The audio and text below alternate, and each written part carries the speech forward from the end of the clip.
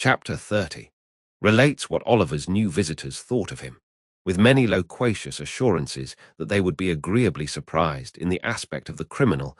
The doctor drew the young lady's arm through one of his, and offering his disengaged hand to Mrs. Maylie, led them, with much ceremony and stateliness, upstairs.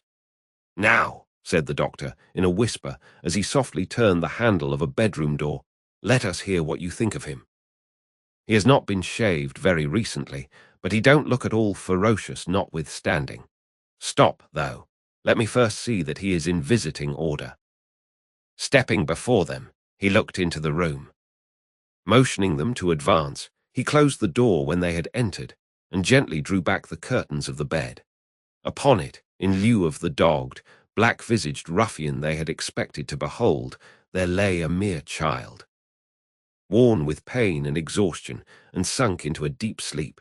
His wounded arm, bound and splintered up, was crossed upon his breast. His head reclined upon the other arm, which was half hidden by his long hair, as it streamed over the pillow. The honest gentleman held the curtain in his hand, and looked on, for a minute or so, in silence. Whilst he was watching the patient thus, the younger lady glided softly past, and seating herself in a chair by the bedside, gathered Oliver's hair from his face. As she stooped over him, her tears fell upon his forehead. The boy stirred, and smiled in his sleep, as though these marks of pity and compassion had awakened some pleasant dream of a love and affection he had never known. Thus, a strain of gentle music, or the rippling of water in a silent place, or the odor of a flower, or the mention of a familiar word, will sometimes call up sudden dim remembrances of scenes that never were, in this life, which vanish like a breath, which some brief memory of a happier existence, long gone by, would seem to have awakened, which no voluntary exertion of the mind can ever recall. "What can this mean?" exclaimed the elder lady. "This poor child can never have been the pupil of robbers." "Vice," said the surgeon, replacing the curtain, "takes up her abode in many temples, and who can say that a fair outside shall not enshrine her?" "But at so early an age," urged Rose. "My dear young lady," rejoined the surgeon, mournfully shaking his head, "crime, like death, is not confined to the old and withered alone. The youngest and fairest are too often its chosen victims." "But can you really believe that this delicate boy has been the voluntary associate of the worst outcasts of society?" said Rose. The surgeon shook his head, in a manner which intimated that he feared it was very possible, and observing that they might disturb the patient, led the way into an adjoining apartment. "But even if he has been wicked," pursued Rose, "think how young he is. Think that he may never have known a mother's love, or the comfort of a home. That ill usage and blows, or the want of bread, may have driven him to herd with men who have forced him to guilt. Aunt, dear aunt, for mercy's sake, think of this, before you let them drag this sick child to a prison, which in any case must be the grave of all his chances of amendment. Oh, as you love me, and know that I have never felt the want of parents in your goodness and affection, but that I might have done so, and might have been equally helpless and unprotected with this poor child, have pity upon him before it is too late." "My dear love," said the elder lady, as she folded the weeping girl to her bosom, "do you think I would harm a hair of his head?" "Oh, no," replied Rose eagerly. "No, surely," said the old lady. "My days are drawing to their close, and may mercy be shown to me as I show it to others. What can I do to save him, sir?" "Let me think, ma'am," said the doctor. "Let me think. Mr. Losberne thrust his hands into his pockets and took several turns up and down the room, often stopping and balancing himself on his toes and frowning frightfully.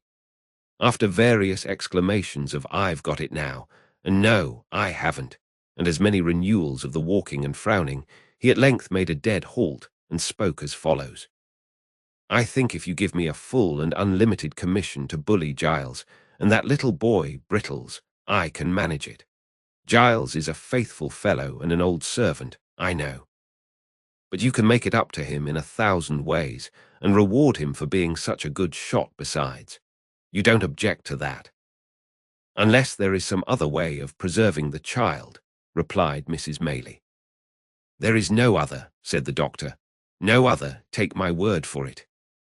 "Then my aunt invests you with full power," said Rose, smiling through her tears. "But pray don't be harder upon the poor fellows than is indispensably necessary." "You seem to think," retorted the doctor, "that everybody is disposed to be hard-hearted today, except yourself, Miss Rose. I only hope, for the sake of the rising male sex generally, that you may be found in as vulnerable and soft-hearted a mood by the first eligible young fellow who appeals to your compassion.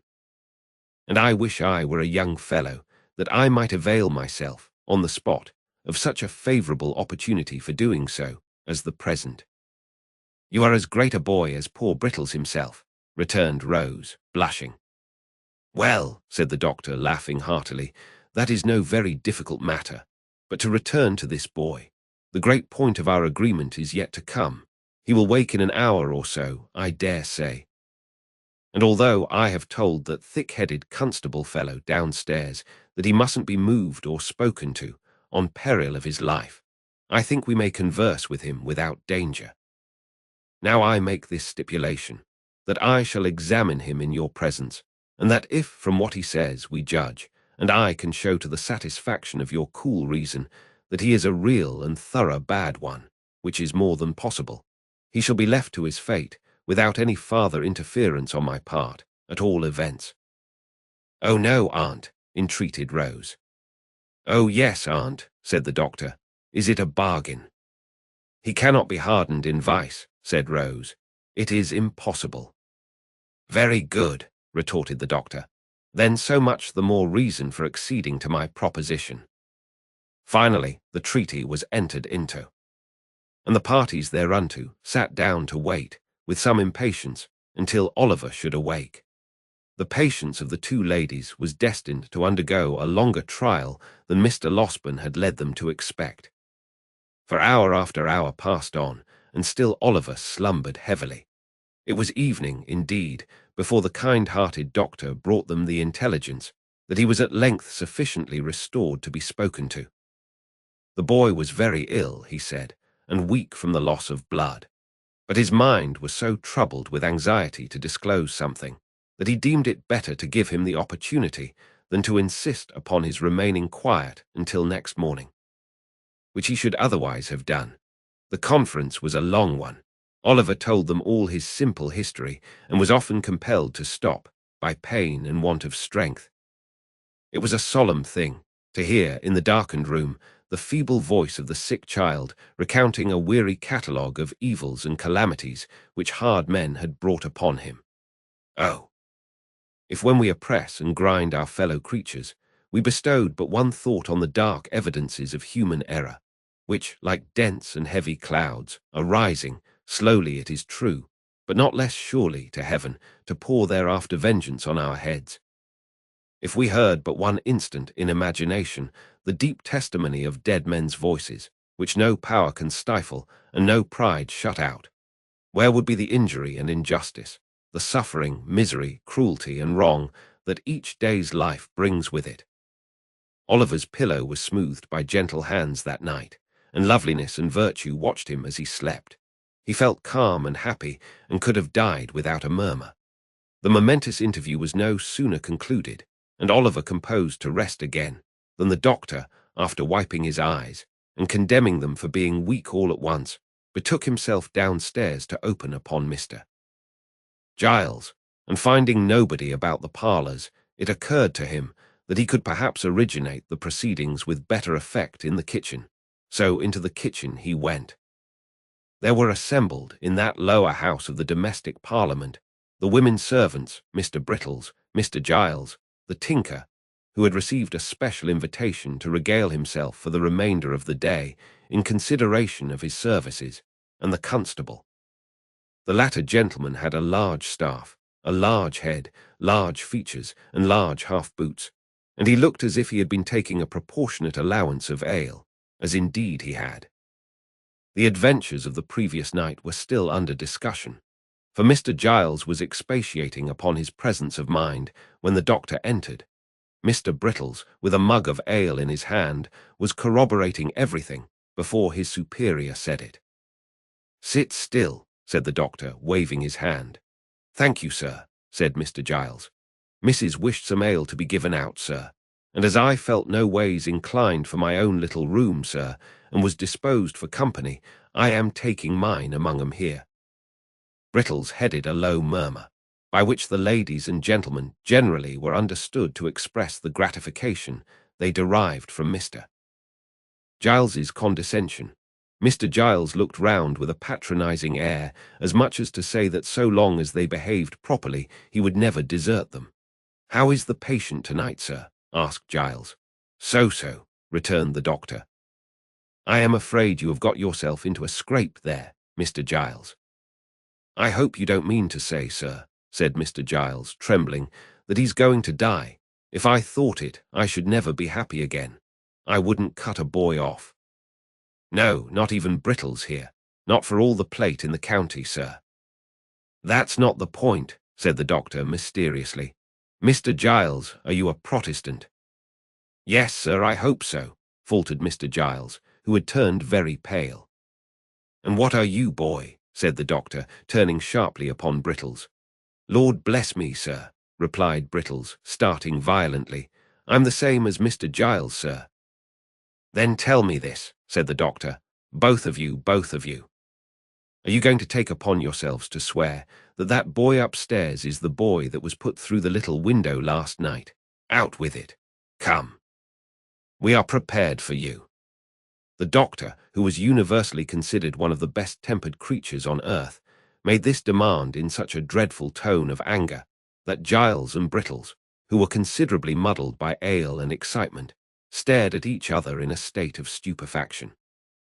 "Pay attention to the reply, Constable, will you?" said the doctor, shaking his forefinger with great solemnity of manner, and tapping the bridge of his nose with it to bespeak the exercise of that worthy's utmost acuteness.